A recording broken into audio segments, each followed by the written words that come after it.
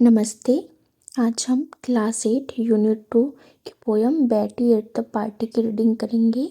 इसमें 2 पोयम हैं, एक Betty at the party and second geography lesson. तो पहले हम बैटी एट द पार्टी की रीडिंग कर लेते हैं। When I was at the party, said Betty, aged just 4, a little girl fell off her chair right down upon the floor, and all the other little girls began to laugh. But me, I didn't laugh a single bit, said Betty seriously.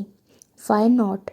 Her mother asked her, full of delight to find that Betty, bless her little heart, had been so sweetly kind. Why didn't you laugh, my darling? Or don't you like to tell I didn't laugh, said Betty, because it was I that fell. Okay, यानी कि party में बेटी। जब मैं party में थी, when I was at the party, बेटी ने कहा, जिसकी उम्र सिर्फ 4 साल थी, एक छोटी लड़की अपनी कुर्सी से गिर गई सीधे जमीन पर, और बाकी सभी छोटी लड़कियां हंसने लगी, लेकिन मैं जरा भी नहीं हंसी, बेटी ने गंभीरता से कहा। क्यों नहीं? उसकी माँ ने उससे पूछा, यह जानकर बहुत खुश होकर कि बेटी प्यारी बच्ची कितनी प्यारी और दयालु थी। तुम क्यों नहीं हंसी मेरी प्यारी? या तुम बताना नहीं चाहती? मैं नहीं हंसी, बेटी ने कहा, क्योंकि मैं ही गिरी थी। अननोन यानी कि अज्ञात। ओके, अब हम सेकंड पोयम ज्योग्राफी लेसन की रीडिंग करेंगे।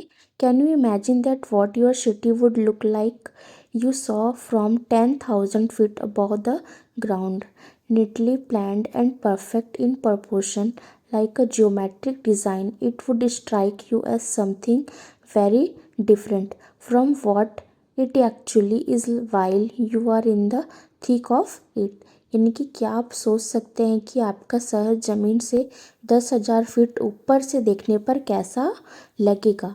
एक ज्योमेट्रिक डिज़ाइन की तरह साफ सुथरा प्लान किया हुआ और सही अनुपात में। यह आपको असलियत से बहुत अलग लगेगा जब आप उसके बीच में होंगे।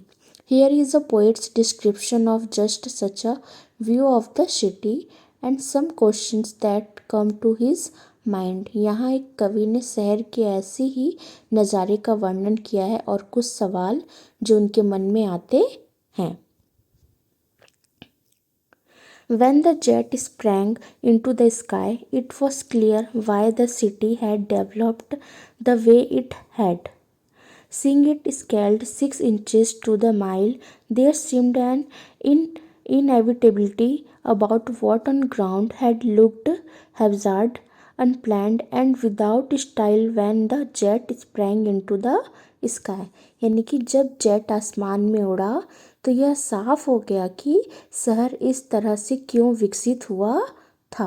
इसे 1 मील के लिए 6 इंच के स्केल पर देखकर जो ज़मीन पर बेतरतीब, बिना प्लान और बिना स्टाइल का दिख रहा था, उसमें एक अनिवार्यता लग रही थी। अब जेट आसमान में उड़ा।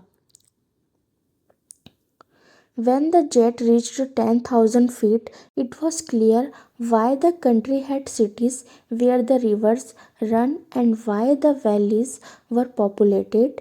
The logic of geography, that land and water attracted man, was clearly delineated when the jet reached 10,000 feet.